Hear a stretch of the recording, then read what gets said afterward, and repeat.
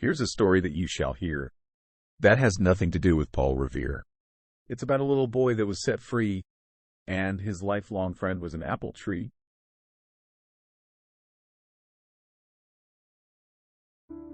There's a wonderful and sad parable about the friendship of a boy and an apple tree, and it's useful for everyone to know it, those who do not have friends and those who have them. Why? Have a listen and answer the question for yourself. The little boy became friends with the apple tree in the forest. He often came to it, swung on its branches, ate the apples it gave him, made wreaths of the leaves, and imagined himself a real king of the forest. On a hot day, when he got tired of playing, the apple tree would shelter him from the sun and the boy would fall asleep in its shade. And the apple tree had faith in an honest and sincere friendship. Time passed. The boy grew up and began to visit the friend more rarely. He had new friends and new interests, but sometimes he still visited the apple tree. One day he came to it again, and the tree saw that he was very upset. "What happened to you, my friend?" asked the apple tree, looking into his eyes.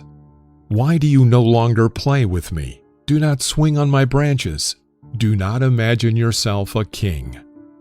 "A king must have money, and I don't have any," the boy answered glumly. "Neither do you." "But I have apples. Take them and sell them. Then you will have money, and you will be my good and happy friend again." The boy plucked the apples, took them away with him and sold them. But he did not return to the apple tree, and it waited a long time for him, looking at the road where he always came to it. One day, he did show up, and again was unhappy with life. "Why did you take so long to come?" the apple tree asked. "I have missed you." "Because I have a lot of problems. Everyone has a family and children, and I can't have a family of my own because I don't have a home. What's the point of our friendship if you can't give me a home?"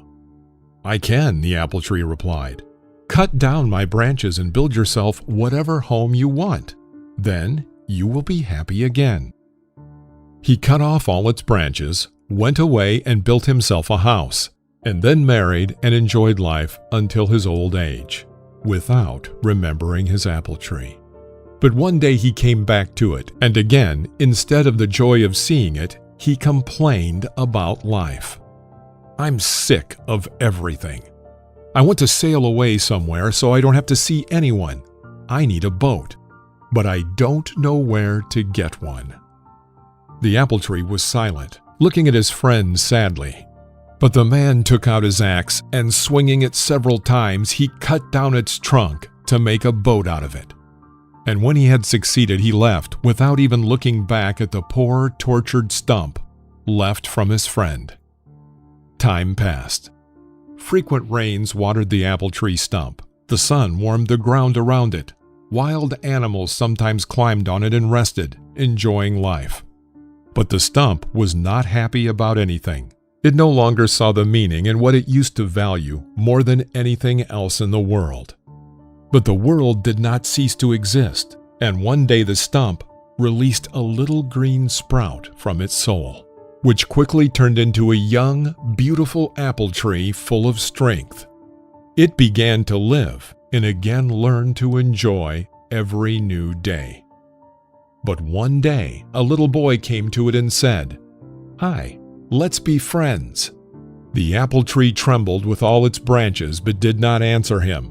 It no longer believed in honest and sincere friendship.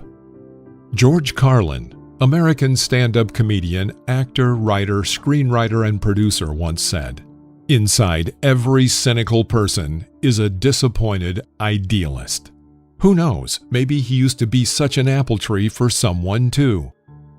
In The Vampire Diaries, Damon Salvatore says, "The hardest thing is getting over people who have brought only pain and disappointment." We'll argue with him. The hardest thing is to forget such friends. And if you know someone who has no friends, don't rush to condemn them. That doesn't always mean they are bad themselves.